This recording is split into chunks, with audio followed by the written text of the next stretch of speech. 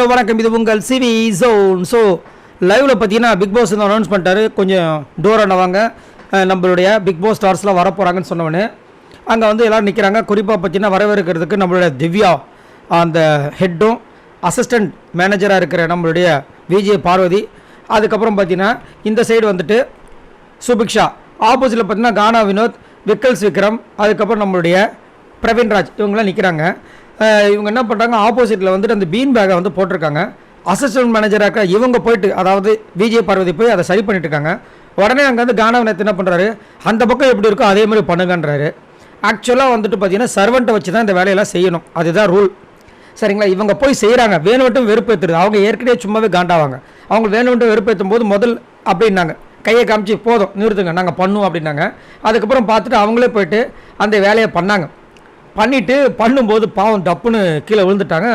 இந்த பக்கம் இந்த பிரவீன் சொல்கிறாரு, ஏதோ உடஞ்சிருச்சா அப்படின்ட்டு. எவ்வளோ நக்கல் பார்த்தீங்களா? ஒருத்தங்க கீழே விழுறாங்க, அது ஒரு பொண்ணு, அது வந்துட்டு இவருக்கு வந்து கீழே உடஞ்சிருச்சா அப்படின்றாரு.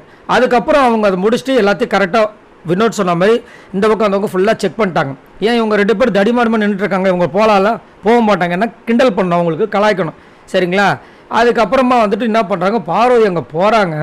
போனவொடனே என்ன பண்ணுறாங்க, திவ்யா வேண்டும்ட்டு கலாய்க்கிறாங்க. அதுக்கு முன்னாடி அவங்க விழும்போதே வந்துட்டு எல்லாம் கேளுங்க, நான் மட்டும் வந்துட்டு பார்வதிட்ட சண்டை போட்டோம்ல, அப்போ எல்லாரும் வந்துட்டு நீங்கள் கத்திரிங்க சொன்னீங்களா, இப்போ நீங்களும் அனுபவிங்கன்னு சொல்லிட்டு அவங்க பேசுனாங்க. காண்டு தான், வேறு ஒன்றும் கிடையாது. திரும்ப பார்வதி வராங்க. வரும்போதே வந்துட்டு வேணும்ட்டுமே வந்துட்டிங்களா பார்வதி, போய் இப்போ திரும்ப எல்லா டிபார்ட்மெண்ட்டும் ஒரு வாட்டி செக் பண்ணிட்டு வாங்கலாம். இதெல்லாம் எவ்வளோ டூ மச்சு. அதாவது திவ்யாவுக்கு நம்ம சப்போர்ட் பண்ணலாம், வேணான்னு சொல்ல, இப்போ தான் வந்தாங்க ஏதோ செம்மையாக பண்ணாங்க. ஆனால் இந்த காண்டோடு பண்ணும்போது நம்மளுக்கு பிடிக்க மாட்டுது. அதேமாதிரி விஜய் பார்வதி ஒரு சில விஷயங்கள் பண்ணுறாங்க, நான் இல்லைன்னு சொல்ல, ஒரு சில விஷயங்கள் பண்ணுறதே கிடையாது, அதுவும் கரெக்ட். ஆனால் இப்போ அவங்களுக்கு ஒரு இது கொடுத்துட்டாங்க. இப்போ தான் எல்லாத்தையும் முடிச்சுட்டு கீழே ஊந்து வாரி அங்கே வந்து நிற்கிறாங்க.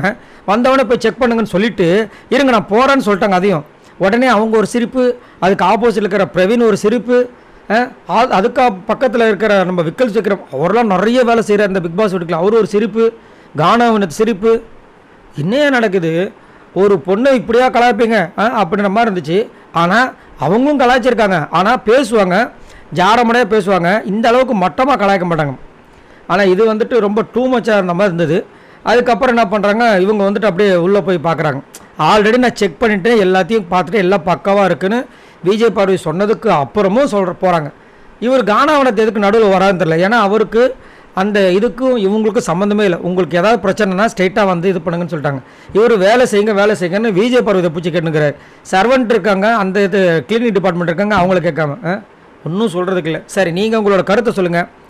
விஜய் பார்வதியை கார்னர் பண்ண முடிவு பண்ணிட்டாங்க. இதை பற்றி என்ன நினைக்கிறீங்க? மறக்காமல் கமெண்ட்ஸ் பண்ணுங்கள். பாய் நண்பர்களே.